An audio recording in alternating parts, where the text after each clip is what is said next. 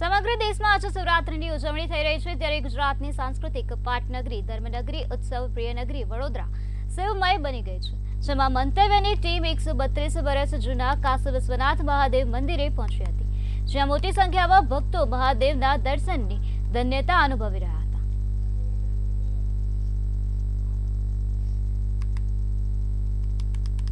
શિવરાત્રી ગુજરાતની સાંસ્કૃતિક પાટનગરી, સંસ્કાર નગરી, ધર્મનગરી, ઉત્સવપ્રિય નગરી આજે બની છે શિવમય।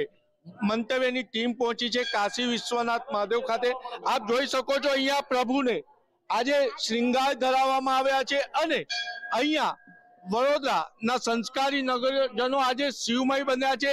ભક્તોની મોટી ભીડ લાગી છે અને ઘોડાપુર ઉમટ્યું છે। આજે સંસ્કારી નગરી શિવમય બની છે, ત્યારે આપણી સાથે કાશી વિશ્વનાથ મહાદેવના મહારાજ વાત કરવા તૈયાર છે। આપણે એમને પૂછીશું, શું કહો છો, આજે સંસ્કારી નગરી શિવમય બની છે અને ભક્તોનું ઘોડાપુર ઉમટ્યું છે। આ કાશી વિશ્વનાથ મહાદેવ મંદિર છે અને આ મંદિરને 132 વર્ષ પૂર્ણ થઈને 133મું વર્ષ ચાલુ થયું છે। તો આજે મહાશિવરાત્રીનો તહેવાર એટલે શિવ પાર્વતીનો વિવાહનો દિવસ કહેવાય। આજના દિવસે ભગવાન ભોળાનાથને બીલીપત્ર, કાળા તલ, દૂધ વગેરે અર્પણ કરવાથી ઘણું પુણ્ય પ્રાપ્ત થાય છે, એટલે એ લોકો સવારથી કલાક લાઈનમાં ઊભા રહીને શિવજીને કાળા પત્ર, બીલીપત્ર, તૂળ વગેરે, દૂધ વગેરે અર્પણ કરીને દર્શનનો લાભ લે છે અને દર્શન કરે છે।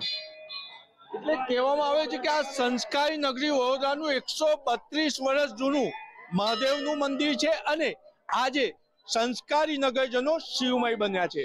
કેમેરામેન કેતન સિંધે સાથે નિલેશ બ્રહ્મભટ્ટ, મંતવ્ય ન્યૂઝ, વડોદરા।